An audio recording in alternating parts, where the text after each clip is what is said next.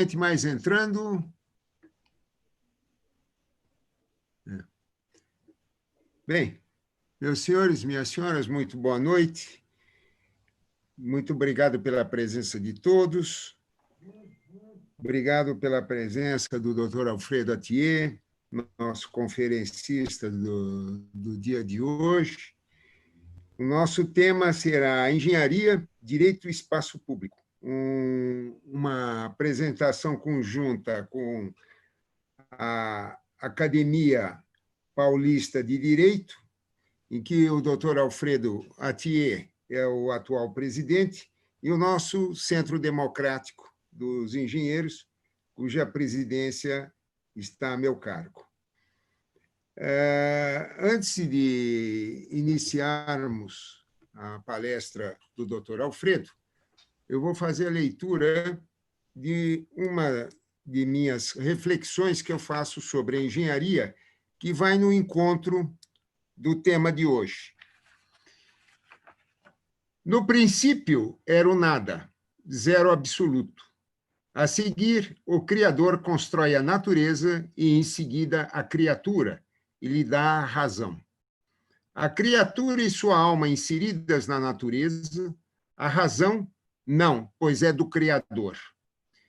Esta passa a observar, analisar e dar soluções para sua perpetuação e compreensão daquilo que observa. Inicia a construção de um novo ambiente em seu modo e que dê resposta a tudo aquilo que indaga. E esta resposta nem sempre é de fácil alcance. Necessita de tempo e de muita observação. Análise e de recursos desta natureza que, dentro de nossos horizontes, é finita.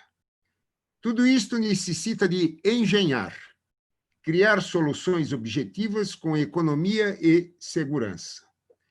Economia de tempo, de recursos financeiros, ambientais, humanos, entre outros, e de segurança das obras e do ambiente. Enfim, de todas as ações antrópicas, tudo para a sua própria perpetuação. Um segredo, o Criador, outro segredo ainda maior. O ambiente, o conhecido parcialmente, pois vem sendo descoberto continuadamente e que dá sustentação à vida.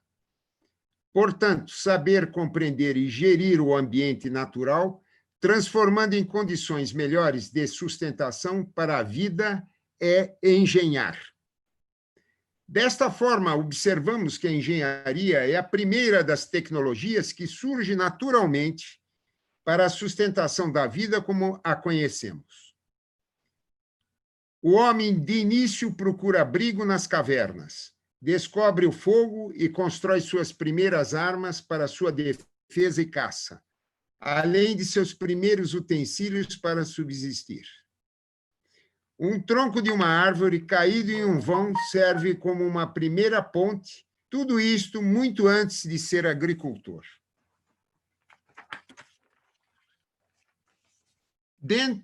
Dando um grande salto no tempo, vamos para o início da Revolução Industrial, quando há um grande salto no desenvolvimento social e econômico, tudo ocorrido pela organização da produção e pela invenção da máquina a vapor. Um apogeu da Revolução Mecânica. É a engenharia, mais uma vez, levando a humanidade a trilhar novos caminhos. Promove, em consequência, sua total transformação global em todas as áreas, humanas, social, econômica, direitos, políticos, relações internacionais, saúde, filosóficos, não deixando dúvidas de que ela é a principal transformadora de nosso mundo, sendo o restante uma consequência. Na época atual, estamos vivendo outra grande revolução, a do trabalho intelectual, sendo substituído ainda em grande parte pela informática, que vem transformando e transformará em um novo mundo, ainda de difícil projeção do que será. Mas tenho certeza que será incrível. A engenharia está aí presente, atenta em aproveitar as novas descobertas das ciências puras para sua aplicação transformadora. O estado dela depende, uma vez que o intermediário entre ele e a transformação da natureza em benefício e sustentação dos cidadãos somente se dá através dela. Portanto, ao ensinar engenharia, é importante de início mostrar ao futuro profissional qual é seu papel no tempo, desde no passado, no presente e no futuro. Qual deve ser seu comportamento ético perante a sociedade, ator principal desta transformação. Este é um pensamento que eu tenho sobre a nossa arte, da qual agora passo a palavra para o nosso conferencista, professor, doutor, desembargador Alfredo Atier, que pediria que fizesse um breve resumo de seu currículo, de sua profissão. Foi professor em Coimbra de Direito, atual presidente da Academia Paulista de Direito, importante entidade da área jurídica. Por favor, com a palavra, doutor Alfredo Atier. Bom, boa noite a todos novamente. É um prazer estar de novo junto com os engenheiros do Centro Democrático de Engenheiros, né, do Instituto de Engenharia de São Paulo, que é uma instituição tão tradicional e com a qual o São Paulo e o Brasil sempre têm contado no desenvolvimento das suas ações, digamos assim, para o espaço público. Né? É um prazer hoje estar tendo esse evento conjunto com o Centro Democrático de Engenheiros. A Academia Paulista de Direito é uma entidade antiga que foi fundada na Faculdade de Direito da Universidade de São Paulo, e o meu primeiro antecessor na presidência foi o professor Cesarino Júnior, que em 1939 se tornou catedrático da Universidade de São Paulo, foi o primeiro catedrático afrodescendente e também neto de indígenas da Universidade de São Paulo. E o professor Cesarino Júnior teve uma importância muito grande no desenvolvimento daquilo que depois veio a se chamar direito do trabalho. Na época, o direito do trabalho tinha o nome de legislação social, depois direito social e depois se tornou direito do trabalho. E a academia foi fundada ali na faculdade, com o professor Miguel Reale, o professor Godofredo da Silva Teles. Eu sucedo o professor Godofredo da Silva Teles na cadeira Santiago Dantas. E outros tantos, o professor Oswaldo Aranha Bandeira de Mello, que era da Pontifícia Universidade Católica de São Paulo, desembargador, o Valdemar Maris de Oliveira, que era desembargador do tribunal, enfim. Ela foi fundada e tinha vários sonhos, né, que no final das contas se concretizaram com a escritura do Dicionário Jurídico Brasileiro, da Enciclopédia Brasileira, os projetos do Código Civil, do Código Penal, renovação do Código Civil, do Código Penal e assim por diante. E depois de um tempo ela ficou assim, digamos, com a passagem dos seus fundadores, né, e fundadoras, a academia ficou um pouco adormecida e em 2017 eu assumi a presidência e a gente começou então uma nova fase voltada para os jovens e, sobretudo, voltada para estabelecer um contato forte com a sociedade, né, a sociedade civil. Então, por isso é um prazer enorme agora ter encontrado novamente o caminho pelo meu querido amigo Prost, do Centro Democrático dos Engenheiros. Né? Essa minha amizade com o Prost vem de muitos anos. Né? O Prost é um engenheiro bastante jovem, né? Agora com essa barba, ele dá uma aparência assim de São Nicolau, mas o Prost é jovem, né? Eu posso testemunhar isso, né? Pelo menos. Então é um prazer estar com todos aí agora.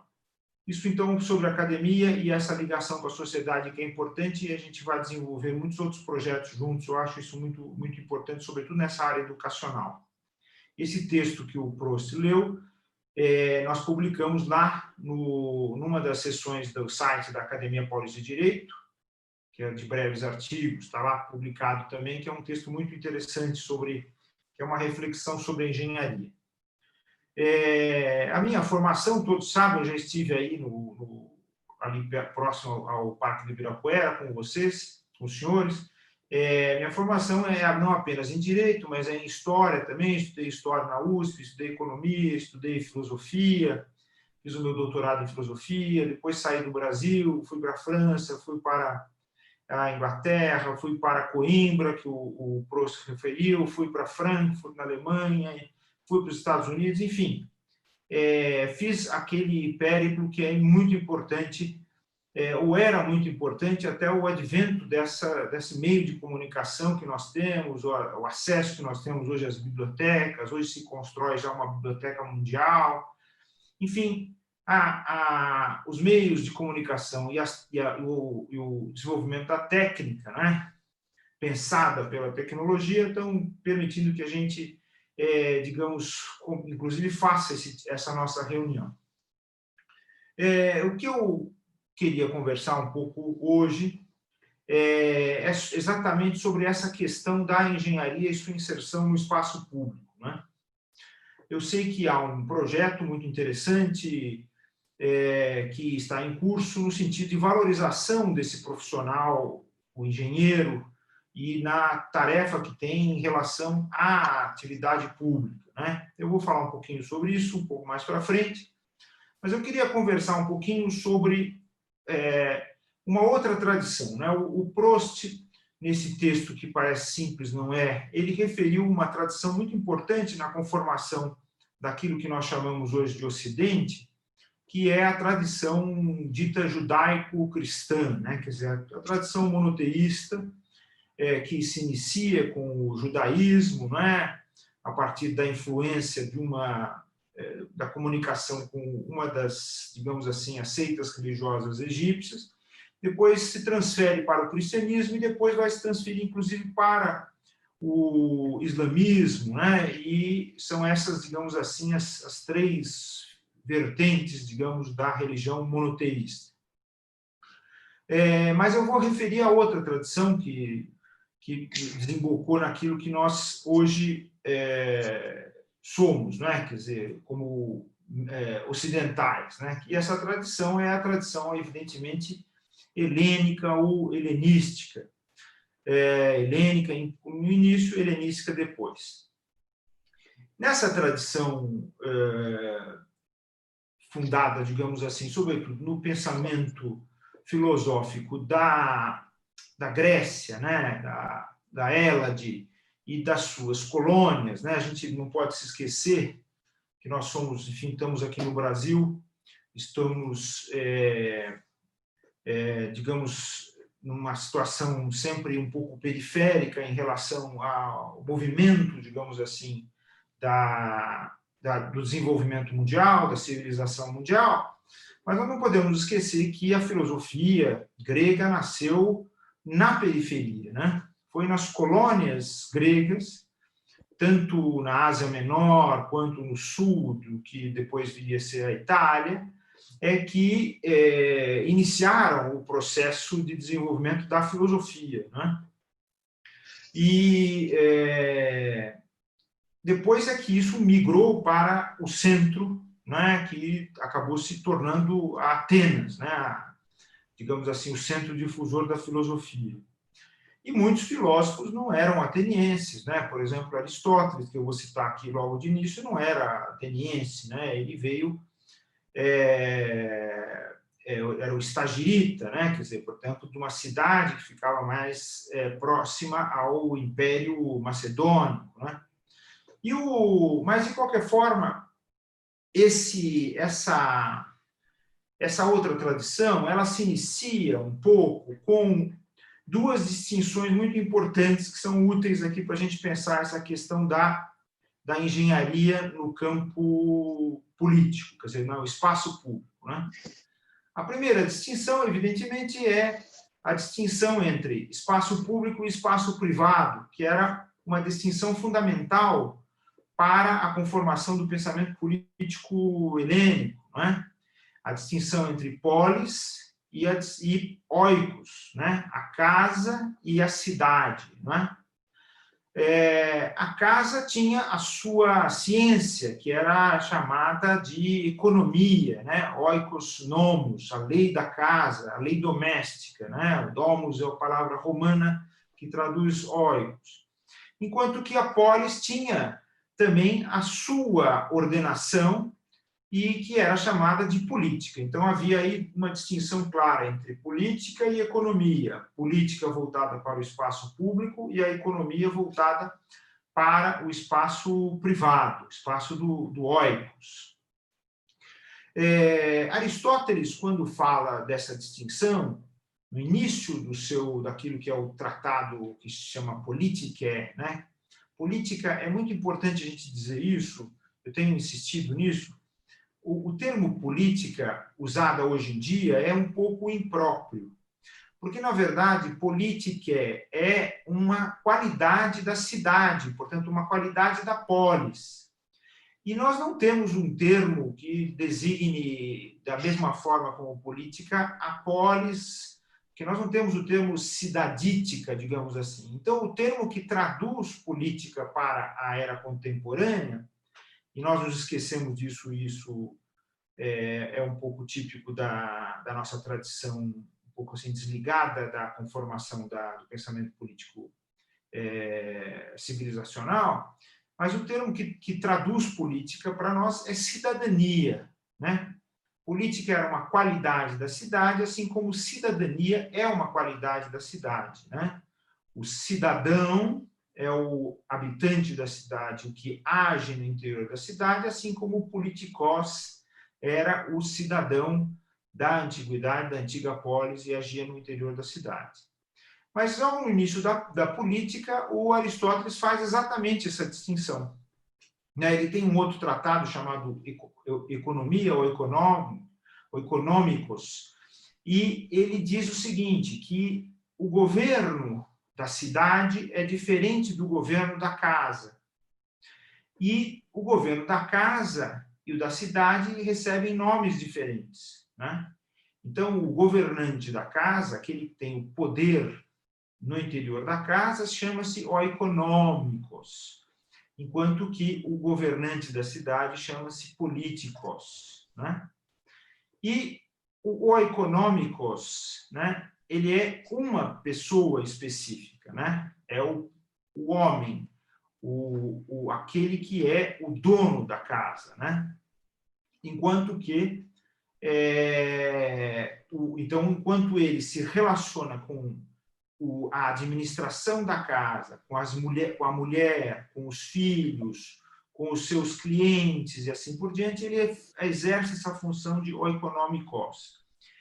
E quando ele se relaciona com os escravos, ele toma, então, um outro nome, chama-se despotikos, né? Então, o governante da casa é o econômico e é o administrador da casa, econômico, e é o déspota, né? Aí que surge o termo déspota, né? Que depois, mais tarde, nós vamos usar no espaço público, isso já na modernidade.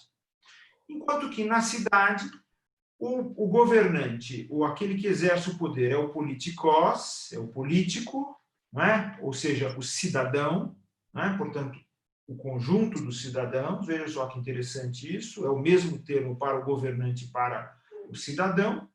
Ou então ele é o rei, quer dizer, o basílicos, né? Portanto, aquele que exerce o poder no sentido do mando e obediência. O basílico seria o correspondente do déspota no interior da casa, enquanto que o político seria o correspondente do econômicos no interior da casa. Só que a distinção está em que dentro da casa não há a participação na conformação do poder, e na cidade, na polis, a participação é íncita à conformação e à expressão do poder, né? Portanto, o mesmo nome para o governante e o cidadão. Os dois têm o mesmo nome, politikos, né? Cidadão. Bom, essa é, então, a primeira distinção importante aqui para o que nós vamos conversar agora. A segunda distinção é a distinção entre duas atividades humanas, extremamente importantes que definem efetivamente o ser humano. Uma é a atividade prática e a outra é a atividade de produção. Vejam só que interessante. Portanto, os verbos do grego eram poien e praten, ou seja, a poética ou poética, se quiserem, assim um termo um pouco mais erudito, mas digamos a poética e a praxis, né? A prática. Né?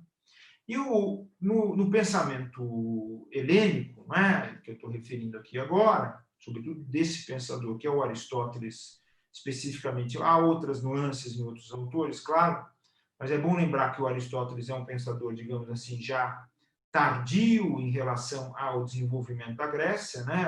A época em que ele está escrevendo, nós podemos considerar uma época tardia, né, em relação à Grécia, mas uma atividade é a atividade da praxis, né? Quer dizer, a atividade que se faz no interior da cidade, no sentido de estabelecer, digamos assim, um pensamento comum para solucionar os problemas comuns, né? Então, essa é a praxis dos gregos, e, portanto, era uma atividade, sobretudo, discursiva, né?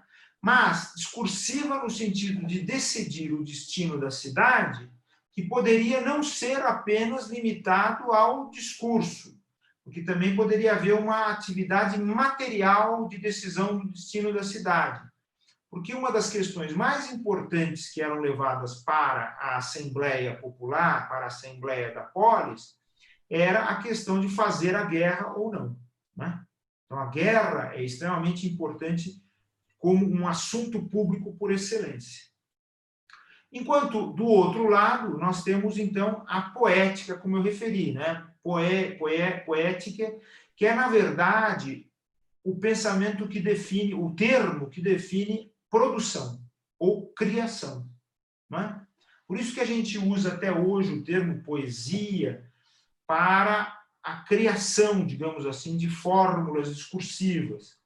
Mas isso é apenas uma partezinha do que seja a poética ou poética, né? Que é, na verdade, uma atividade de produção, uma atividade de criação de objetos, de ideias, enfim, de coisas que vão intervir na realidade e vão conformar aquilo que hoje nós chamamos de cultura. Né? Portanto, a criação, a poética, essa atividade poética, é a atividade de agir no sentido de criar. Quer dizer, é como se houvesse uma atividade que fosse se acrescentar à natureza. Né? Então, praxis de um lado, poética do outro. Espaço público de um lado, espaço público do outro. Ora, quando nós entramos na época moderna, e agora, sem dar um salto, eu vou dizer uma coisa que é muito importante, e claro que os senhores sabem disso muito bem. Até a Baixa Idade Média, portanto, até a passagem para o século XI, XII da era cristã, não há propriamente essa distinção entre Oriente e Ocidente. Não é? Ou essa decisão essa cisão é uma cisão meio assim incerta, meio híbrida. Não é? Por exemplo, no seio da guerra de Atenas contra a Pérsia, evidentemente o Oriente é visto como o da Ásia, o da Pérsia, o Império, contra as cidades gregas. Né? Depois, a visão, por exemplo, romana vai mudar, de novo, essa ideia do eixo em relação ao Ocidente e Oriente. Mas, praticamente, quer dizer, até o momento em que a civilização se desliga do Mediterrâneo, não há essa distinção clara entre o que seja Ocidente e Oriente. Essa cisão vai ser criada no curso da Idade Média e, sobretudo, por razões civilizacionais, talvez, mas que se transmitiam numa linguagem religiosa ou teológica. Né? E, portanto, a distinção entre Ocidente e Oriente é uma distinção muito, digamos, tardia na história da humanidade, né? Em primeiro lugar. E, em segundo lugar, ela é, de qualquer forma, uma cisão muito artificial mesmo, né? Porque ela acaba apagando determinadas estruturas que são muito semelhantes nesse universo, que é o universo que hoje nós consideramos do mundo inteiro, por causa desse movimento atual da globalização, mas apaga isso. Por exemplo, apaga uma evidência que eu acho que talvez seja a mais importante de todas, que é a evidência linguística, né? Nós, por exemplo, falamos uma língua que pertence ao indo-europeu. Portanto, haveria uma semelhança original da língua, que uniria desde o Oriente à Índia até a Portugal, a Inglaterra, enfim, todo esse universo estaria ligado pelo indo-europeu, né? Mas essa distinção entre Ocidente e Oriente, ela vai se dar efetivamente no interior da Idade Média, num debate, seja do ponto de vista das armas com as cruzadas, seja do ponto de vista intelectual, que se dá entre escolas diversas de pensamento, né, tradições diversas de pensamento, que acabam se fixando num debate que é saber o seguinte: olha, quem de nós é efetivamente herdeiro da antiguidade? Então, o Oriente diz que é herdeiro da antiguidade, verdadeiro, e o Ocidente diz que é o herdeiro verdadeiro da antiguidade. E o que é engraçado nesse debate, só para efeito assim de ilustração, é que quando os intelectuais da Idade Média debatiam, eles manuseavam textos de Aristóteles para dizer: olha, nós devemos tudo a esse texto de Aristóteles. Os outros diziam: não, nós devemos a esse outro texto de Aristóteles. Só que esses dois textos que eles usavam para debater, os dois textos não eram de Aristóteles, eram textos falsos, que tinham sido forjados ali na época da Idade Média, né? Isso é muito interessante, que essa ideia do falso, né, que hoje em dia nós conhecemos sob a capa do fake news, da fake news, ela é uma coisa assim muito antiga e conforma um pouco os espaços. Mas quando a gente passa para a modernidade, então, digamos, a modernidade seria esse processo que se iniciaria naquilo que a gente chama de renascimento e depois adentraria na formação dos estados modernos, etc., até passando ainda ao processo das revoluções, né, do final do século XVII, depois no final do século XVIII. Mas, de qualquer forma, quando a gente entra aqui na modernidade, o que acontece é o seguinte, com aqueles 4 termos que eu fiz, dos quais eu fiz a distinção, né? O que acontece é que aqueles termos que eram usados no ambiente privado, eles migram para o espaço público, né? Então, o pensamento moderno, ele pode ser definido de várias formas, mas uma das formas pelas quais o pensamento moderno pode ser definido é exatamente a forma dessa migração. Então, por exemplo, eu não preciso nem dar o exemplo, porque se acompanharam os termos, já entenderam isso. A economia passa a ser uma ciência pública. E a poiesis também passa a ser uma atividade no interior da cidade, por exemplo, no interior da política, no interior do Estado, né, da sociedade política moderna, por excelência, né? A sociedade moderna é a sociedade que criou a forma Estado, né, como meio de organização da sociedade política. Ora, se na antiguidade a engenharia, porque, claro, os senhores são doutores em engenharia, né? Mas eu vou dar aqui uma versão de um historiador, de um filósofo, de um jurista, né? Quer dizer, como eu sou as 3 coisas, eu não sou nenhuma delas, né? Corretamente, né? Perfeitamente.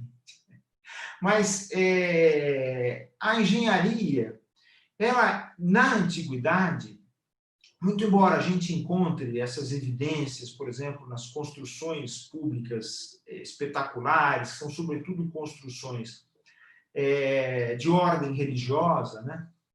Por exemplo, ou então, bom, são sobretudo de ordem religiosa, né? Porque se a gente pensa, por exemplo, na cidade de Atenas, quando a gente pensa na estrutura da cidade, a gente vai encontrar as grandes obras exatamente em determinados marcos, que são marcos de poder, mas são marcos de poder religioso, não é? Enquanto que a vida política, se a gente pensar bem, ela se dá num espaço que não é engenhado. Quer dizer, ele é pensado quase que como um espaço natural, né? Então, se visitam, por exemplo, lá Atenas, vamos dizer assim, onde é que se dava a assembleia, né? A eclesia, né? A eclésia, né? A assembleia. Onde é que é a ágora? A ágora é um ambiente absolutamente aberto. É um ambiente em que não há a oposição, o obstáculo de qualquer tipo de construção. E, portanto, essa ideia, digamos assim, de espaço público, que é avessa à ideia da criação, que tem a ver muito mais com a ideia da engenharia, do engenhar, né? Do construir, do fazer, do produzir, né? E assim por diante. Então, e a atividade religiosa, ela, muito embora seja uma atividade pública importante, né? Por exemplo, o teatro e a tragédia grega é uma atividade religiosa, não é apenas uma atividade artística, mas é muito mais uma atividade religiosa, e a construção engenhosa dos teatros, que se dá, por incrível que pareça, né, também em cima de determinadas estruturas naturais, em que se percebe a possibilidade de expansão da voz, expansão da interpretação, da visão e assim por diante, né? Assim como a ágora, porque é uma correspondência entre esses dois espaços. Mas, de qualquer forma, a engenharia ela vai se dar também, e de forma muito importante, no ambiente das guerras, porque as guerras definem muito a história da antiguidade, né? A história da antiguidade pode ser entendida como uma história de guerras, enquanto que a história da modernidade, nesse sentido que eu referi, é uma história de paulatina conquista da paz, ou, se quiserem, como dizia Benjamin Constant, no século XIX, 1815, Benjamin Constant dizia o seguinte, que a idade antiga era a idade da guerra e a idade moderna é a idade do comércio. O comércio, diz Benjamin Constant em 1815, ele substitui a atividade da guerra como atividade pública, como atividade de troca, de circulação de bens, né?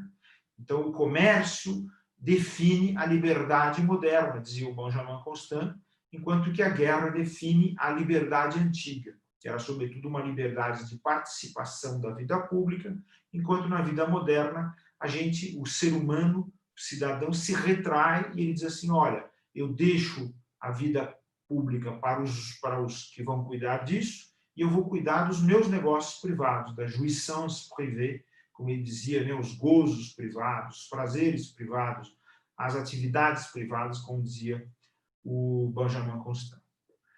Bom, é nesse sentido, digamos assim, que a gente pode pensar a ideia da engenharia hoje como uma atividade especificamente pública e importante na conformação do espaço público. Ela é uma atividade que, hoje em dia, por exemplo, claro, continua a haver engenheiros, continua a haver obras, continua a haver tudo. Mas o que nós não estamos vendo já faz algum tempo, quer dizer, desapareceu do nosso universo, é a ideia de que há necessidade de um esforço conjunto no sentido de conformar essas obras, conformar essa atividade para a construção de um objetivo comum do Estado, né, que a gente chama hoje de desenvolvimento. Né? Desenvolvimento econômico, desenvolvimento sustentável. Ora, essa atividade de desenvolvimento é uma atividade que depende absolutamente da capacidade de construir, de fazer, de criar, de inventar, não é? De inventar espaço, de inventar atividades no tempo e assim por diante. Ora, essa atividade é uma atividade da qual nós temos aqui ausência ausência absoluta. Os projetos, digamos assim, de desenvolvimento, eles abandonaram o pensamento moderno. O Brasil é apenas um caso particular disso, não é? Mas eles precisam retornar, porque sem a construção desses espaços, que são a materialização da ideia do espaço público, o que acontece? Nós estamos carentes de ideias públicas, de ideias políticas, de ideias civilizacionais, não é? Na verdade, a construção das ideias civilizacionais, as ideias políticas, portanto, as ideias voltadas para o espaço público, ela é absolutamente dependente de materializações desse espaço público, não é? Qual seria hoje, em que lugar, não é? Nós teríamos, a não ser excepcionalmente, a materialização do espaço público que nos permita a todos os cidadãos, certo? A todos os políticos, a todos os politas, que nos permitiria efetivamente pensar aquilo como um bem de todos e pensar, portanto, que a nossa atividade tem que estar ligada a esse bem de todos, né?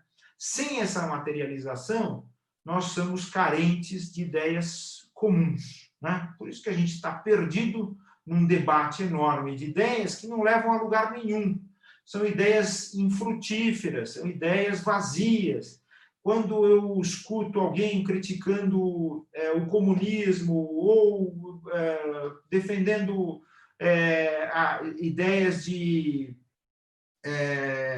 por exemplo, o que é o nacionalsocialismo, o que é o comunismo, nós precisamos acabar com esse tipo de ideia, com aquele, então eu fico assim totalmente sem esperança, porque as pessoas estão discutindo coisas que são absolutamente inúteis, não é? Porque, na verdade, a verdadeira discussão tem que ter base numa realidade. Essa realidade não é uma realidade que a natureza vai nos oferecer, é uma realidade que nós temos que construir, que nós temos que acrescentar. Essa realidade é a realidade cultural, né? O debate, portanto, deve se dar sempre em torno da cultura, e não em torno de ideias vazias. E a cultura é feita por aqueles que constroem, efetivamente, alguma coisa que pertença a todos, portanto, uma coisa concreta, né? A res pública é algo concreto, que se pode tocar, que se pode sentir e que pode ser dividido. Ora, nós temos atividades públicas, por excelência, que são as atividades ligadas aos três poderes, né? Porque isso aí ficou um pouco um dogma um pouco equivocado que surgiu depois da Revolução Americana, sobretudo quando os americanos fizeram a leitura de Montesquieu, fizeram a leitura de Locke. Eles adotaram essa fisionomia do Estado com poder legislativo, executivo e judiciário e dotaram determinadas instituições com essas capacidades, né? É uma leitura equivocada do Montesquieu, de Locke, claro, porque neles não havia essa ideia, mas eles acabaram fazendo isso. Isso se transmitiu para a França, quando a França fez as suas declarações entendendo as estruturas do Estado dessa forma.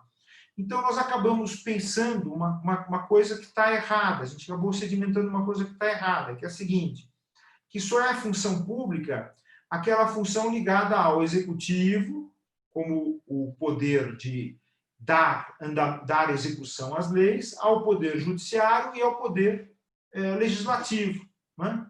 Quando, na verdade, pública é toda a atividade voltada para a construção do espaço público, né? Portanto, há um monte de atividades que são públicas e que não são reconhecidas pela lei, muito embora exista um ânimo constitucional, porque isso é da natureza da Constituição, é da natureza do espaço público de haver esse reconhecimento. E uma dessas atividades é, efetivamente, a engenharia. Então, eu vejo com muito bons olhos essa iniciativa, não é? De tentar, digamos assim, revalorizar o profissional da engenharia, o engenheiro, o arquiteto, o agrônomo, enfim, todas essas atividades que são típicas dessa ciência prática que nós chamamos de engenharia, né? Que a gente chama de ciência prática, mas na verdade é uma ciência poética, uma ciência poética na origem. Mas essa atividade que é a engenharia, esse fato de valorizar esse profissional, quer dizer, valorizar o engenheiro, no sentido de dar a ele um status público, a sua função, um status público, que é muito importante, mas, sobretudo, valorizar aquilo que ele pode fazer, a sua contribuição em relação ao espaço público, ele pode trazer um monte de remédios para uma série de problemas com os quais nós estamos acostumados a conviver. Não é? Um deles é exatamente o aspecto da corrupção.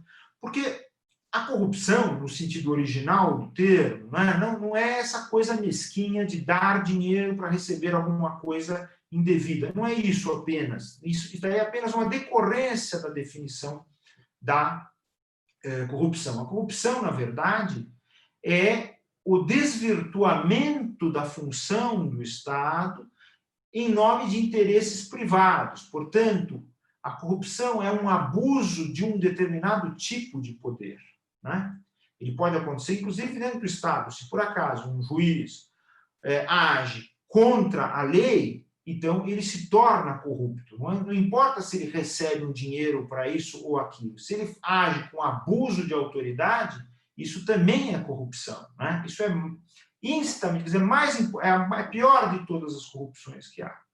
Mas essa presença do profissional engenheiro, como de outros profissionais extremamente importantes, como reconhecidos como funções públicas, pode trazer uma atividade de controle ou fiscalização exatamente dessas atividades que acabam se direcionando para a corrupção.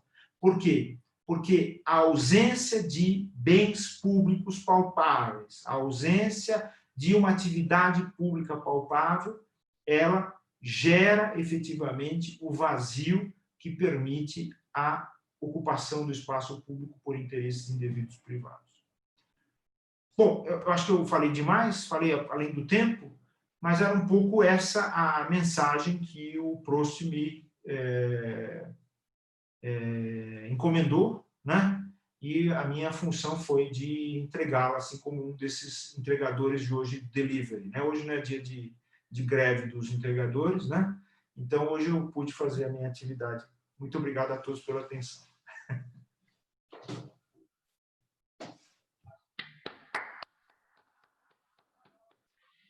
Prost.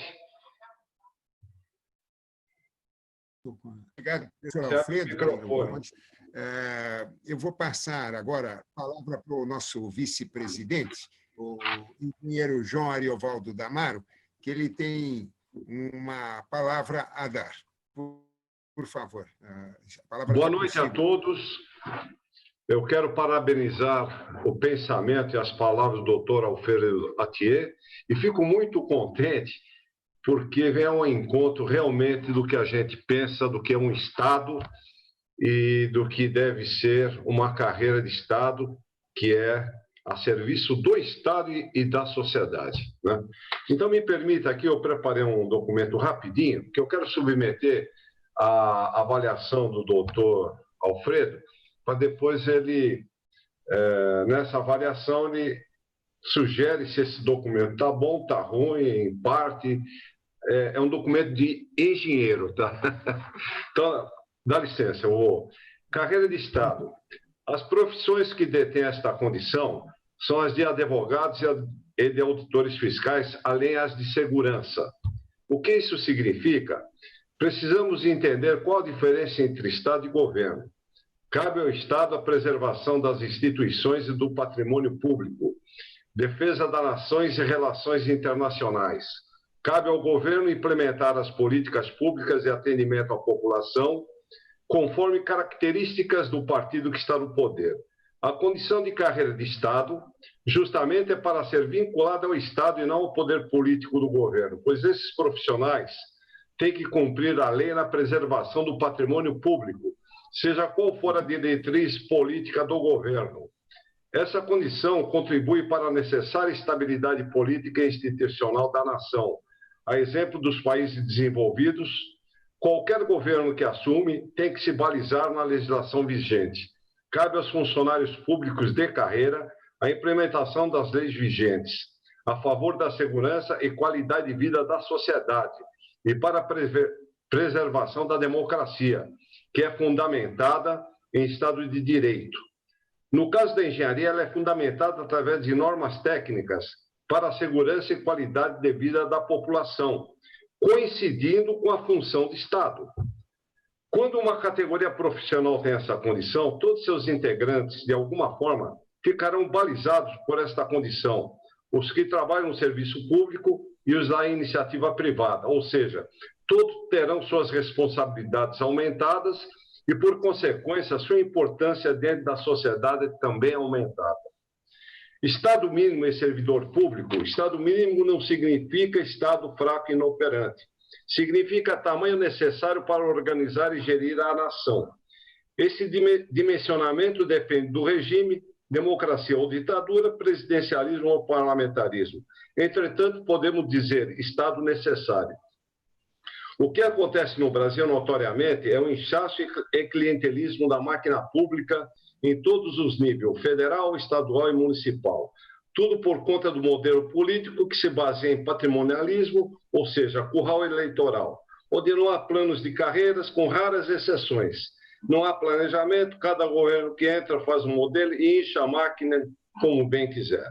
Os famigerados cargos técnicos em comissão de livre provimento, na maioria das vezes, não são ocupados por servidores de carreira e nem pelo critério da meritocracia, mas sim pelo exclusivo critério político, os quais não se reportam ao Estado, mas sim politicamente ao governo. É preciso, então, entender qual a diferença de Estado e governo. É preciso uma profunda reforma política. Aí sim podemos dimensionar o Estado dentro de um ambiente legítimo e correto. Senão estaremos dimensionando em cima de bases falsas. Carreira de Estado é uma ferramenta para preservar o Estado e os direitos dos cidadãos. Quando se desestabiliza as carreiras de servidores públicos, se desestabiliza o Estado e o país, pois cabe a eles a operação do Estado e dos governos.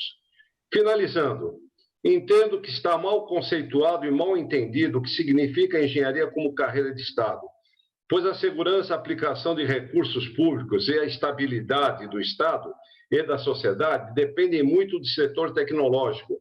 É um setor altamente estratégico, onde o engenheiro público é o representante do Estado para a fiscalização e o planejamento dos investimentos para obras, serviços nas áreas de transporte, infraestrutura, saneamento básico, saúde, educação, energia, segurança pública, etc. As carreiras típicas de Estado são aquelas que exercem atribuições relacionadas à expressão do poder estatal. Integra o núcleo estratégico do Estado, requerendo, por isso, maior capacitação e responsabilidade, estão previstas no artigo 247 da Constituição Federal e no artigo 4º, inciso 3 da Lei 11.079 de 2004.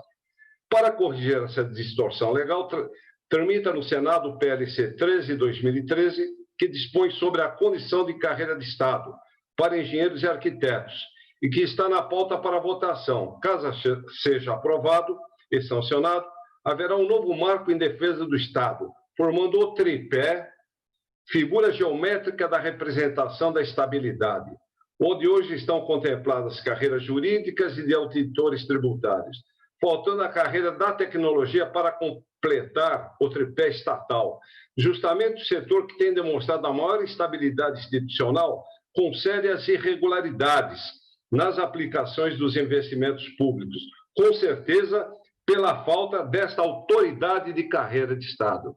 Então, doutor, esse é o nosso pensamento, que eu agradeço qualquer correção ou sugestão ou crítica, por isso nós estamos nesse debate, e nós estamos nessa luta desde o ano 2000 para institucionalizar alguma coisa que vai minimizar, inclusive, os desmandos do governo no aspecto do patrimônio público da nação. Esse é o nosso pensamento. Obrigado. Obrigado, Prost.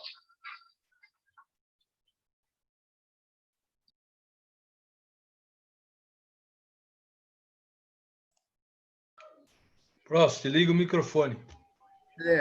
Professor Alfredo está com a palavra. Pois não. Sobre a apresentação do engenheiro Damaro.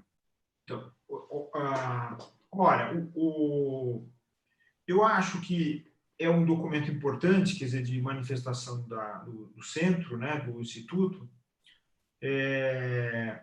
o que eu vejo, digamos assim, que necessitaria talvez de mais ênfase no documento, que eu acho que está muito bem retido, mas eu acho que essa última parte, que refere especificamente à questão das profissões ligadas à técnica, à tecnologia, né? E, portanto, à engenharia, eu acho que ela deveria ter mais espaço no documento, né? Porque as outras questões que são ligadas a essa questão do... Porque, claro, veja, o projeto está em curso, né? E é preciso convencer, nós estamos numa época difícil, né? Porque a gente precisa convencer vários atores aí que estão diametralmente opostos, aí estão em conflito, né? E a primeira parte é uma parte que tem um peso ideológico muito grande, né? Que é essa questão do Estado, qual é o tamanho, o que pode haver, essas críticas que são todas pertinentes, claro, a questão de curral político, etc. e tal. Mas a gente não pode esquecer que hoje em dia nós estamos passando por uma fase, que isso já vem desde a década de 70 para cá, no final da década de 70 para cá, que é uma fase de diminuição da capacidade do Estado de regular as atividades em geral, mas sobretudo as atividades econômicas, né? Na verdade, o que nós temos hoje, quer dizer, como modelo de Estado, mas no mundo inteiro, apesar das resistências de um ou outro país, é um modelo de um Estado que não tem capacidade de assumir as rédeas da vida política, né? Porque ele é ultrapassado, digamos assim, por questões urgentes de ordem econômica, pela existência de uma ordem econômica internacional que não tem uma norma comum, quer dizer, então o Estado não tem capacidade de regular uma ordem que está acima dele, né? Então os compromissos são esses. E daí que o que acontece é que o Estado, os Estados em geral, os países em geral, o que eles acabam fazendo é tomando conta de questões urgentes e, portanto, transformam o orçamento de longo prazo, o plano, a planificação, em medidas de curto prazo para solucionar problemas, solucionar crises constantes que são geradas por um sistema que não tem regulação, né? Quer dizer, quando o sistema não é regulado, ele fica com crises o tempo inteiro. E é justamente o sistema que nós estamos vivendo, esse sistema gerador de crises, né? A par também do colapso ambiental, enfim, de várias outras questões aí que estão levando a migrações, etc, etc. Mas o que está havendo é justamente o seguinte, quer dizer, o Estado incapaz de lidar com essa ordem, seja do tamanho que for, quer dizer, essa disputa sobre o tamanho do Estado é uma disputa que, no final das contas, ela tem que levar em consideração um aspecto que é o mais importante, que é o seguinte: o Estado tem que resolver a questão da sua soberania em relação à ordem econômica internacional. Se ele não consegue fazer isso, então ele tem que gerar uma união internacional de Estados para poder tentar solucionar esse problema. Então, como isso é uma questão complexa, eu acho que é importante também, eu diria o seguinte, que a ênfase do documento tem que estar exatamente nessa parte final, que é a questão da profissão da tecnologia como fundamental, inclusive para solucionar esse problema da incapacidade do Estado. O Estado não tem mais, ele não pode mais, digamos assim, usar apenas os meios jurídicos tradicionais, e ele precisa efetivamente adentrar na discussão dos meios tecnológicos, transformar isso em espaço público, quer dizer, em discussão pública, para adquirir, recuperar o seu poder, a sua capacidade.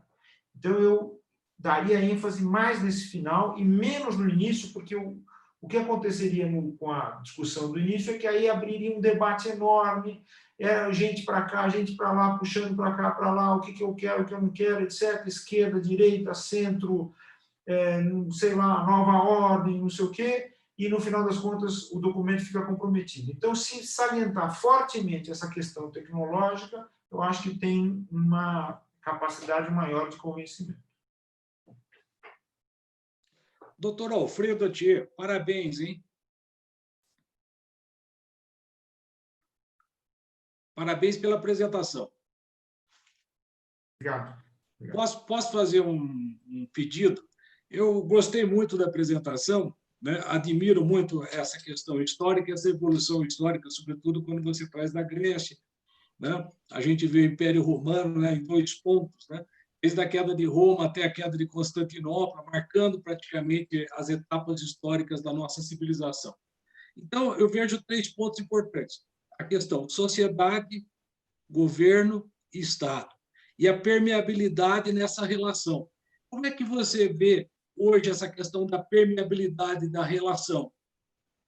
Sociedade, governo, Estado, nessa visão de evolução humana.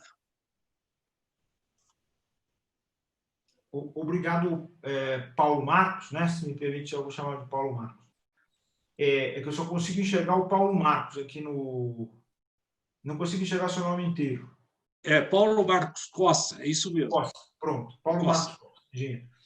Então, obrigado pelo elogio, muita gentileza. E vamos a essa questão que é fundamental. Quer dizer, veja, hoje nós vivemos aquilo que... Hoje, quer dizer, do final da década de 70 para cá, nós vivemos aquilo que a gente chama de crise do Estado, ou crise da soberania, né? Uma forma da gente analisar essa relação sociedade-Estado e sociedade, sociedade-Estado e política, né? Sociedade-Estado-governo, sociedade-Estado, sociedade-política, está em a gente observar a evolução da União Europeia. A União Europeia, ela nasce como uma união, uma comunidade econômica, né, como comunidade, quer dizer, como várias comunidades de ordem econômica, mas o sonho, efetivamente, era criar uma espécie de federação europeia. E no pensamento de muitos dos seus idealizadores estava a tentativa de criar uma cidadania transnacional, quer dizer, que ultrapassasse o espaço dos Estados e pudesse ser considerada uma cidadania europeia. Acontece que tem um economista que é uma espécie de...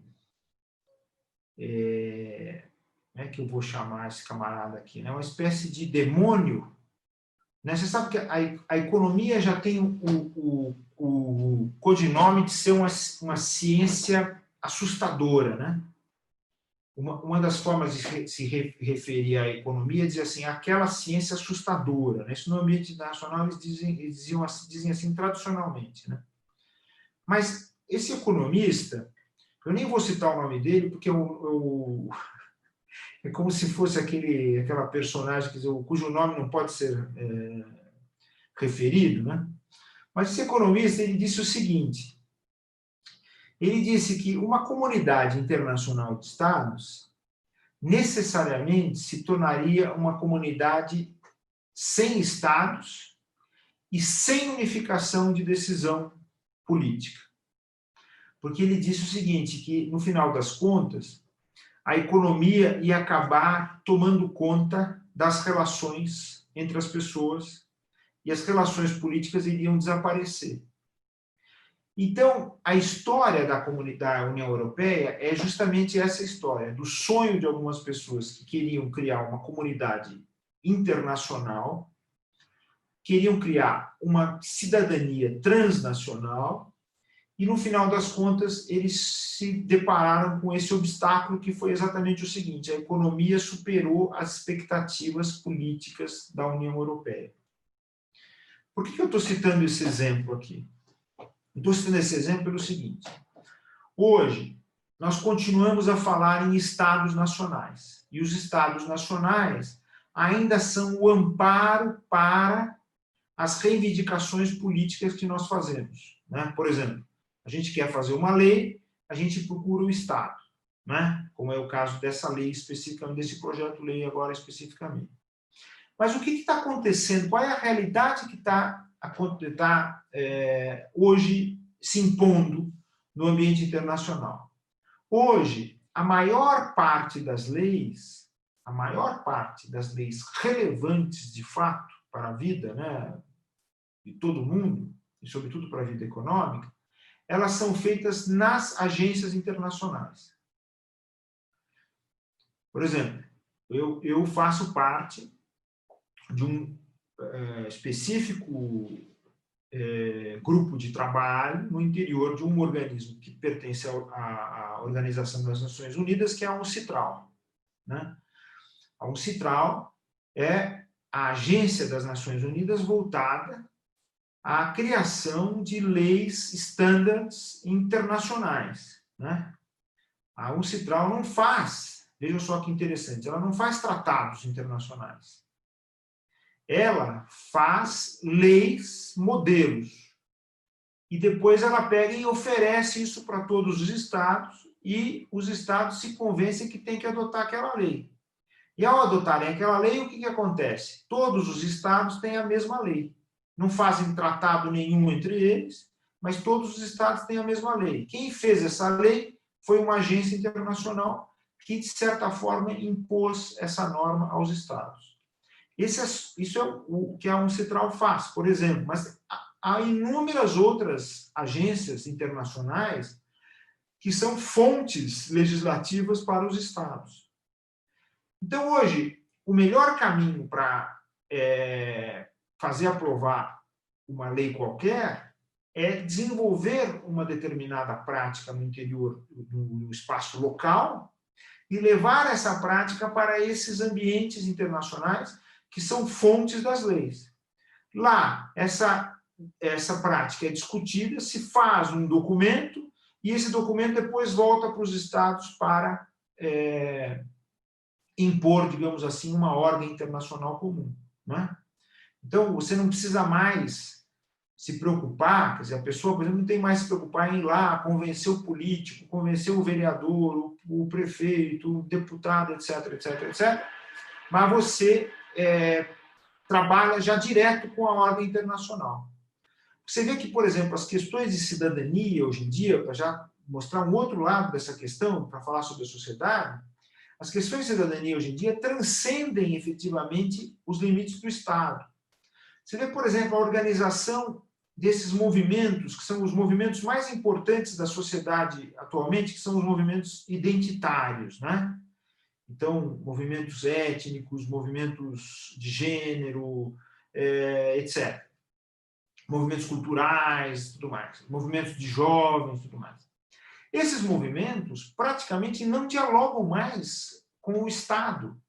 Por quê? Porque eles são, por natureza, fragmentários. E eles sequer dialogam entre si. E qual é o ambiente em que eles encontram diálogo? É o ambiente internacional, quando eles encontram o quê? A mesma identidade retratada em vários dos países. Então, o diálogo que se faz desses movimentos de cidadania não é mais um diálogo interno, é um diálogo internacional, um diálogo externo. O que significa isso? Significa o seguinte, que é muito difícil você convencer todos esses movimentos da sociedade de que existe um espaço comum, que existe uma mesa comum, um lugar comum, em que todo mundo tem que se encontrar para decidir um destino que é comum de todos, né? Não. Isso não existe, quer dizer, os movimentos continuam fragmentários porque a sua ligação está fora do Brasil, está fora dos estados, está fora da Inglaterra, fora de qualquer um dos países. E, portanto, o que acontece é o seguinte,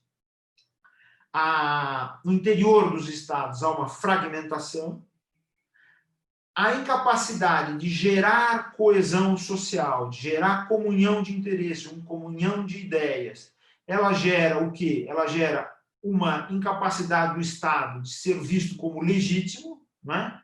E, portanto, isso também gera uma crítica à ideia da própria representação política, porque ninguém vê mais a representação nessa ou naquela outra pessoa, desaparece esse liame de legitimidade da representação. E o que acontece? Todos os reclamos se transferem para uma ordem que está fora do Estado, né? Não digo que ela é superior, porque ela só é superior quando ela efetivamente constrói mecanismos como esse, por exemplo, que eu referi da UNCITRAL, mas como outros que se fazem no Banco Mundial, em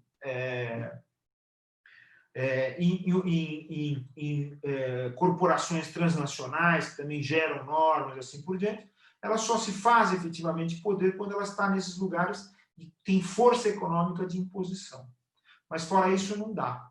Então, o que há hoje em dia, que nós estamos vivendo, né, até quando eu referi ao Damaro, essa questão da necessidade de se desligar um pouco dessa problemática, que é uma problemática interna, mas que tende a não gerar uma solução, não gerar uma resposta, o que há efetivamente é o seguinte: nós somos carecentes de um pensamento comum no interior da sociedade política, que significa que nós não temos mais uma sociedade política.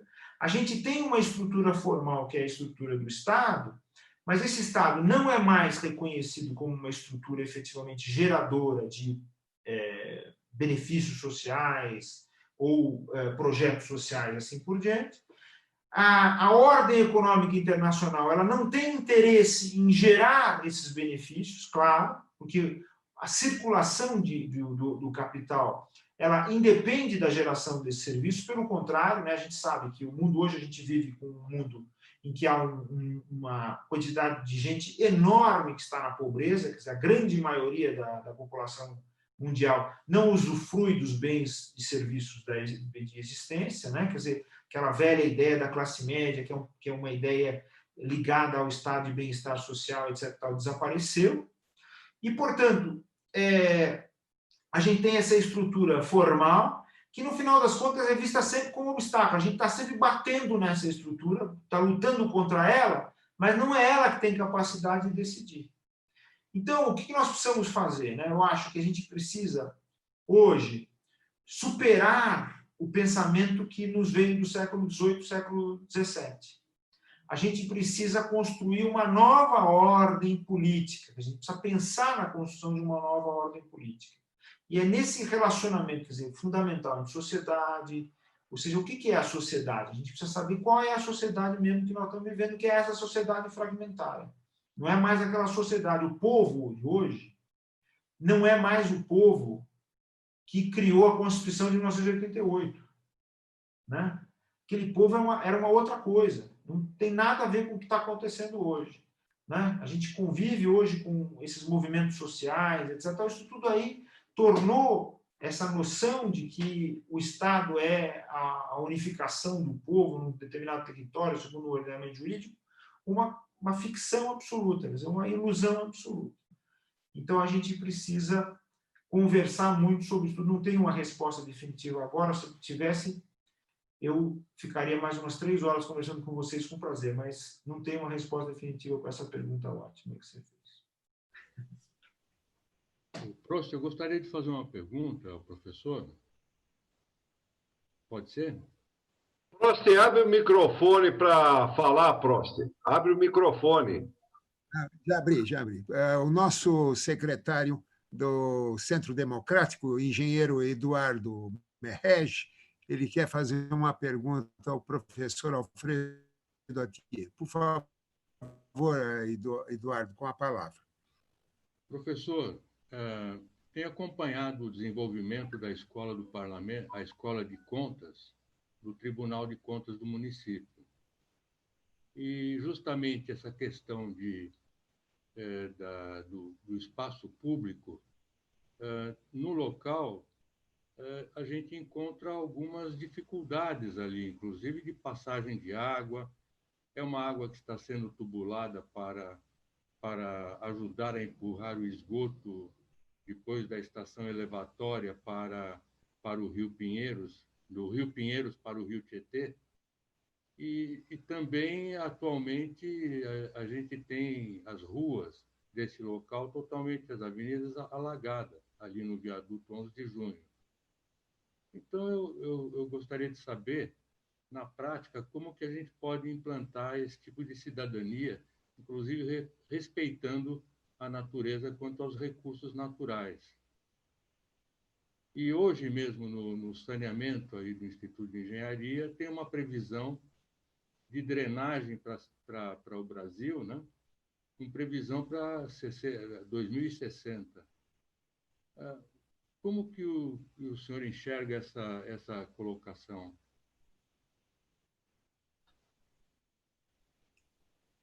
Bom, Eduardo, olha, eu não sei se eu contei a vocês, da primeira vez, daquelas 2 vezes que eu tive lá no Instituto de Engenharia, que eu, uma época, me dediquei muito, né, até hoje, né, quando eu tive há pouco tempo fora do Brasil, fazendo uma pesquisa, justamente para tentar pensar essa questão, por exemplo, do Tietê, né, que, para mim, quando o problema do Tietê for resolvido, o Brasil terá todos os seus problemas resolvidos, né? Então, eu não sei, hoje eu estou meio pessimista, eu acho que o problema do Tietê nunca vai ser resolvido, portanto. Né? Mas quando eu participei dos debates da questão do Tietê no Instituto de Engenharia, há muitos anos, isso lá na época em que nós estávamos discutindo já a questão da Lei de Recursos Hídricos, a estadual na época, depois houve o projeto federal, né? Eu filmei esse.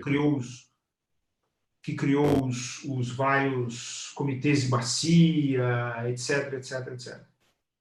Mas quando eu fiz isso, eu me lembro que tinha um grupo de engenheiros antigos que eram comandados até pelo engenheiro, que era, acho que ele era professor da Poli, que era o Eduardo Yassuda, não sei se recordam dele, que trabalhou muitos anos na administração pública, etc. E o que eu achava muito interessante naquele trabalho era o seguinte, eu escrevia determinados textos e apresentava esses textos, enviava, ou na época por fax até, e eu me lembro que havia uma capacidade assim extraordinária desse grupo, né, de engenheiros de transferir esse texto para um monte de gente, e a partir disso se estabelecia um debate amplo, gente falando sobre vários aspectos, observando aquilo sob vários prismas, etc. E surgiam ideias fabulosas, né? Eu tenho a impressão que uma das ideias do Instituto de Engenharia, e tenho certeza que também do Centro de Democratas e Engenheiros, está justamente em fazer isso, né? Eu acho que há uma necessidade muito clara da gente ter fóruns de debate e criação de ideias, né? E ideias que sejam factíveis, né? E quando a gente conversa com o engenheiro, a gente descobre isso, né? Porque o engenheiro pensa também, e também usa muito a matemática, né? Que a matemática é um saber, digamos assim, originário, né? O sentido da sabedoria está na ideia de matemática, né? Então, eu acho que esses ambientes de debate e de formulação de ideias, eles desapareceram um pouco. E eu acho que isso precisaria ser recuperado. Eu acho que essa existência do Centro de Democratas e Engenheiros, por exemplo, tem que ser um ambiente assim, quer dizer, um lugar de pesquisa, de debate de ideias, textos curtos, textos bem formulados, e depois formular determinadas ideias para determinadas políticas voltadas para o público, políticas públicas, né? Acho que seria fundamental. Agora, essa questão, agora por outro lado, né? Se hoje em dia o pensamento social é um pensamento fragmentário, como eu referi, eu acho que a gente pode encontrar em determinados temas, né, a capacidade de recuperar aquela ideia do pensamento comum, aquela ideia da universalidade, digamos assim, da existência comum, né, da existência política. E um dos temas que são fundamentais para isso é o tema do ambiente, né? É claro, o tema do ambiente é extremamente debatido no ambiente internacional e no ambiente interno, porque não existe apenas um interesse no ambiente, né? Existem vários interesses, existem várias ideias sobre o que seja o meio ambiente, o uso do meio ambiente, a questão da sustentabilidade ou não, etc, etc, etc. Mas, de qualquer forma, existe uma tendência, quando a gente pensa no meio ambiente a pensar que se trata de um interesse comum, de um bem comum, né? Um bem comum da humanidade. Os documentos internacionais últimos que estão sendo desenvolvidos, eles tendem, inclusive, a dar ao ambiente, à natureza, à terra, aos rios, aos animais, etc., dão até personalidade jurídica para esses bens, que é quer dizer, portanto, uma capacidade de ação, né, capacidade de solução de problemas que somente era dada aos seres humanos, né? Então, eu penso que nesse aspecto, se a gente conseguisse, a partir da ideia do meio ambiente, forjar um projeto político, a gente conseguiria essa unificação, não apenas do ambiente interno, no ambiente internacional, que seria talvez fundamental. Eu acho que a sua questão estava voltada mais para isso, assim, né? Eu acho que até no, quer dizer, eu acho que você falou de um paradoxo, quer dizer, até num ambiente como o Tribunal de Contas, fica ali numa região alagada de São Paulo, não tem um saneamento adequado, não tem suporte de água, e o tribunal é feito para exatamente fiscalizar tudo isso, né? Que é um dos paradoxos, quer dizer, mas é que esses paradoxos vão aparecer sempre, porque essas contradições hoje estão ficando cada dia mais evidentes, né? No final das contas, esse governo atual do Brasil é o governo que veio para tornar tudo evidente, né? Porque o presidente é uma figura nua e crua, de um tipo assim, desculpe dizer, não é política que eu estou fazendo, é só uma apreciação estética e ética, né? Assim, profunda, né? Mas é um tipo, é uma expressão nua e crua de um tipo desprezível, né? De um criminoso contumaz, né? Então, é triste que o Brasil tenha tido que passar por isso, né? Esteja passando por isso. Eu espero, estou lutando, todos nós estamos lutando para que isso acabe logo. Mas todas essas contradições ficaram evidentes no Brasil de hoje, né? Tanto é que nós somos aí objeto das críticas internacionais claras, né? O pessoal não entende como é que o Brasil caiu nessa, né? Caiu nessa armadilha, né? Aí cada um vai ter sua opinião sobre como é que isso aí aconteceu, mas de qualquer forma é a situação que nós estamos vivendo e nós precisamos sair dela o quanto antes. Então nós estamos precisando dessa formulação desses espaços, né? Então fica aí uma ideia para nós fazermos isso juntos, aí, inclusive com a academia, viu? O Prost, viu? O Eduardo, viu? O Paulo, o Adamar, todos, Ricardo também, todos aí.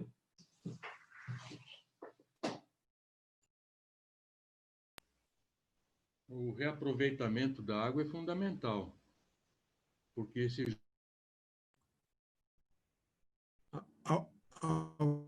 Alguém mais gostaria de fazer alguma pergunta? Dê o som, Paulo. Kev, está fechado os microfones. Não, estou liberado todo mundo. Eu gostaria. Alfredo, olha, você fez uma consideração muito interessante agora, quando você, inclusive, disse, né, admiro muito o trabalho da Uncitral, e vocês fazem, de fato, a Uncitral como um todo, faz uns trabalhos maravilhosos. Eu tenho contato na área de mediação e arbitragem, né, com vários textos da Uncitral, e que é uma maneira, inclusive, de você uniformizar, né, no mundo uma maneira de julgamento, né, de arbitragem de processos. Enfim, de discussões, né?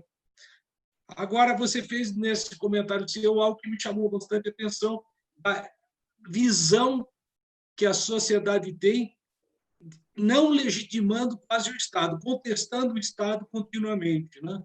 Essa visão, esses elos quase que internacionais de uma série de correntes. Você pode pegar os ecologistas, você pode pegar, inclusive agora recentemente, a questão até de saúde, né? Uma visão específica, né? Que vem como ditame externo, que você passa a adotar como verdade, aquelas verdades que nascem de várias fontes internacionais e que, de fato, criam cisões muito grandes. Então, a questão do Estado, né, e essa visão do Estado sendo, digamos, contestado, essa contestação do Estado, leva com que a gente pegue e comece a observar muito fortemente esse Estado e como é que ele é tocado. É claro, quando a gente pensa em governo, por exemplo, que você deu agora, aí piora muito, né? Você tem uma visão de Estado crítico e um governo lastimável, né? Então, essa essa visão, esse Estado, para que ele se consolide, vamos levar o termo legitimar, olha o absurdo, hein? Essa legitimação do governo e do Estado, como é que você vê essa evolução, então, esse confronto constante, né, da não aceitação da autoridade?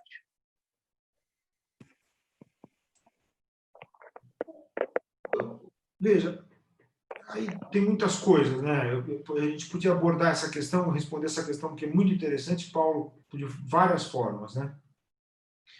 Mas eu vou para responder assim mais rapidamente, eu vou abordar da seguinte modo.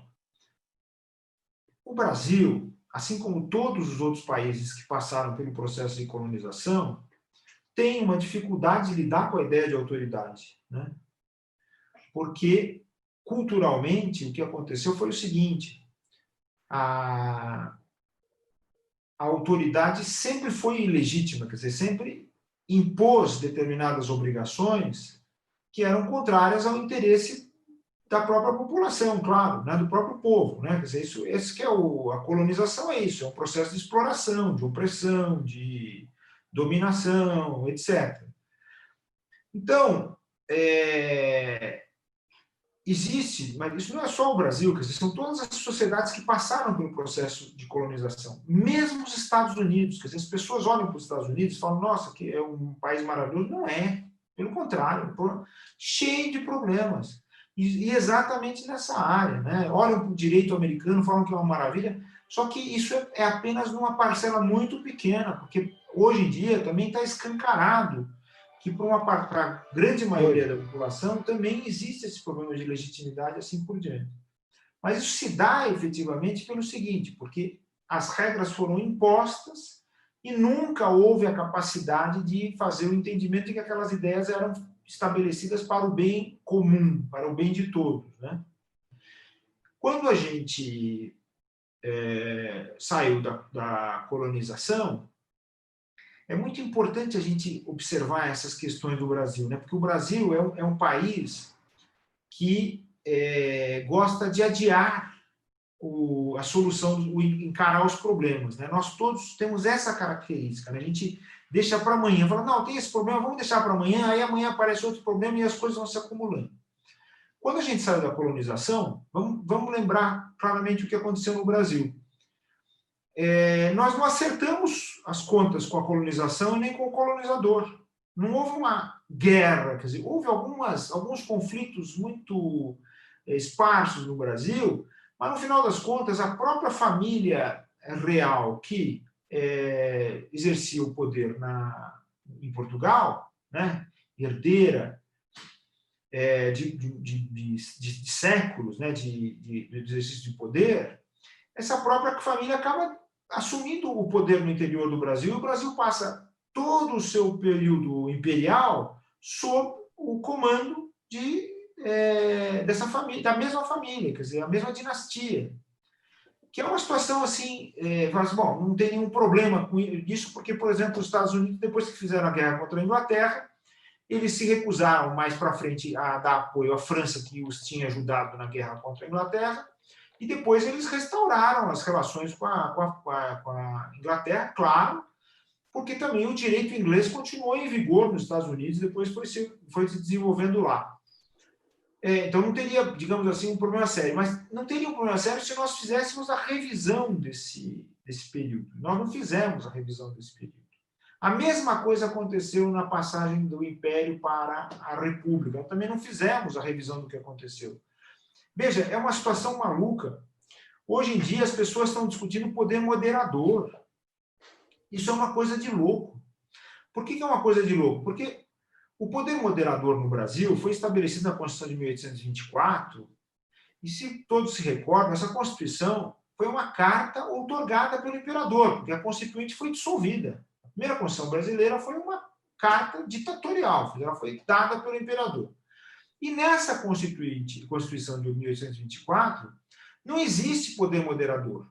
O que lá se chama de poder moderador é, na verdade, um poder absoluto do imperador, que não tem nada a ver com o projeto do Benjamin Constant feito lá, ele que era suíço, mas ele queria ser francês, no final ele conseguiu ser francês, Então, pelo Benjamin Constant, o franco-suíço, ou o francês Benjamin Constant, que criou essa ideia do poder moderador. Não tem nada a ver. Pelo contrário, é um poder absoluto. Quando vem a Constituição de 1891, republicana, ela extingue o poder moderador, mas ainda há um conflito para saber quem é que vai continuar com esse poder. Há um conflito no interior do próprio Exército, das Forças Armadas brasileiras com relação a isso. Mas depois, aos pouquinhos, isso daí vai desaparecendo. E agora as pessoas voltam a debater esse tema, só que debater poder moderador significa dizer o seguinte, ó, quem que tem o poder absoluto no Brasil? Então a gente não consegue resolver as questões brasileiras porque a gente adia o encontro com os problemas brasileiros, né? O que a gente tem que fazer com relação às Forças Armadas no Brasil? Nós temos que dizer que eles têm que submeter o poder civil e ponto final, porque é isso que diz a Constituição? Não adianta nada dizer uma coisa dessas, porque nós passamos a vida inteira da história do Brasil com a intervenção das Forças Armadas. É preciso que haja uma solução definitiva, é preciso que se sente para discutir com as Forças Armadas qual é o papel que elas vão desempenhar no Brasil. E ninguém faz isso, quer dizer, todo mundo fica iludido, dizendo assim, não, nós todos estamos contentes, diz aquele ministro Barroso, né? Que é o ministro Barroso é aquele sujeito otimista, que diz que as coisas estão bem na hora que estão, no meio da guerra, ele fala que está tudo bem, né? Ora, ele diz assim, não, as coisas estão bem, porque as Forças Armadas estão lá na sua posição, etc. Mas não é nada disso que acontece. A gente precisa conversar sobre isso, debater isso publicamente. Qual é a função das Forças Armadas? Por outro lado, por exemplo, Forças Armadas não é só Exército, Marinha e Aeronáutica, é também polícias militares dos estados, porque a Constituição de 88 diz que as polícias militares são força de reserva das Forças Armadas, né? O que é um equívoco, claro, é um erro sério, porque você não pode pensar a polícia do dia a dia, a polícia urbana, rural, a polícia federal, a polícia de meio ambiente, etc. Então, como reserva da segurança pública, não tem nada a ver com segurança do Estado, segurança internacional, nada disso, né? Então, isso daí também precisa ser debatido. E nós não debatemos essas coisas, a gente fica adiando o debate dessas questões. Mas isso tudo se dá pelo seguinte, porque nós temos receio de revisar a nossa história e quebrar os laços com o passado de uma vez por todas, né? E a gente tem que quebrar esses laços, tem que quebrar os laços com o escravismo, tem que quebrar com o colonialismo, né? Tem que quebrar com a ideia do militarismo. Enfim, a gente precisa fazer isso assim com aquilo que os gregos diziam, que é uma das características da democracia, a gente esquece também essa daí, que é a linguagem franca. Dizer a verdade no espaço público, mesmo que sob risco, né? Então, aquilo que os gregos chamavam de parresia, ou parrésia. O sujeito tem que dizer a verdade. Assim, ó, vamos conversar sobre esse tema. Esse tema é fundamental para a gente solucionar os problemas do país. Se a gente não conversar e conversar francamente, as pessoas dizerem francamente o que estão pensando e o que querem apresentar os projetos, as coisas não vão acontecer. E aqui não, aqui... Então, portanto, eu acho que mais ou menos eu respondi a sua pergunta e falei tantas outras coisas. Alfredo, só para complementar rapidamente, a evolução do Estado brasileiro como assim, uma... Prost, só um minuto, Paulo. Só um minuto, Paulo. Prost? Pois não? Eu pediria, assim, para tentar a organização do tema da palestra e o horário, que já são 19h30, e o tema já acho que está suficientemente esgotado, né? Então, eu gostaria que você... Em vista do adiantado da hora, né? O Paulo teria alguma pergunta a mais para fazer, Paulo? Teria? Pois não, pode, seria a última pergunta. Conversar com o Alfredo Atier é uma honra, é uma delícia, viu? E os minutos passam assim, Alfredo, muito rapidamente com você. Assim, uma pergunta rápida. Outro dia, até conversando com meu amigo Luiz Felipe Prost de Souza, que é santista, né? Nós estávamos lendo alguns papéis históricos, né, das fortalezas de Santos, né, da colonização, no princípio da colonização, quando você pega 1530, 1500, 1600, 1700, e você verifica uma atividade já desde o Brasil Colônia, né, até hoje, né, o Estado dando vantagens, benefícios, né, aquela construção de vantagens contínuas, aí a busca das pessoas pelas vantagens e a construção de vantagens do Estado.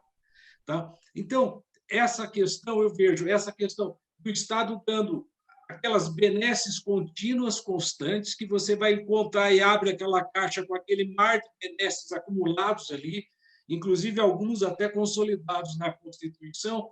Então, a visão da sociedade em relação ao Estado e ao governo, com esse mar de benesses construídos aí nessa questão da legitimidade, né? Então, cada vez que parece que você pede algo mais, parece que você está falando, pronto, está abrindo a caixinha para pôr mais outra vantagem lá dentro. Sempre o diferencial adicional.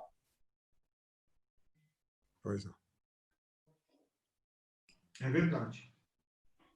Pois Tá não. certo. A gente pode continuar conversando sempre, Paulo. Com todo mundo aí. Vamos favor. conversar. Depois o Prost aí passa para você o meu WhatsApp. E a gente continua as conversando. considerações. Senhores, eu vou Responde pedir ele as licença, considerações, senhores. por Vou favor. pedir licença o tempo realmente já vou fechar o encerramento no YouTube, se não tiver nenhum inconveniente para o presidente, para o palestrante, só para sair do YouTube para a gente ficar mais à vontade. Por favor, Paulo Kev, você está me ouvindo? Sim. Estou ouvindo. Paulo Kev, deu algum problema técnico? Não, nenhum Eu queria problema. fazer queria dar a palavra para o professor para ele fazer as considerações finais e se ele tem a responder ali ao questionamento do Paulo Costa e as considerações finais. Por favor, e eu quero fazer o agradecimento final. Pois não. Não, olha, Professor Alfredo. Eu estou à disposição, vamos conversar mais vezes. Eu acho que o Paulo Kev está certo aí, nós temos que interromper um pouquinho, né? E guardar nossa energia para o nosso encontro pessoal, num bom lugar aí, agradável, vamos tomar um vinho e vamos, depois dessa pandemia, com a vacina, todos nós protegidos, vamos aí pensar os projetos para o futuro do mundo, né? Para o futuro do Brasil, do mundo, porque todos aqui, eu vejo, todos têm capacidade enorme para isso. Está faltando meio de expressão disso, meios para a gente... Então, vamos criar esses meios. Então, eu queria agradecer muito a oportunidade, gostei muito de participar, me senti super bem, né? E pena que não que estamos aí distantes, aí, digamos, fisicamente, né? Temos contato social, mas distantes fisicamente. E eu fico aguardando aí o contato de todos, tem à disposição, o Prost tem o meu WhatsApp, os meus contatos. Bom, Nós continuamos essa nossa conversa, tá bom? Isso que é importante, conversar bastante, isso que é gostoso. Muito obrigado. Eu quero agradecer, então, ao professor Alfredo, a presença de todos. A casa é sua, Alfredo, a hora que precisar. Vamos continuar mais debates e a história da colonização, que isso me interessa muito.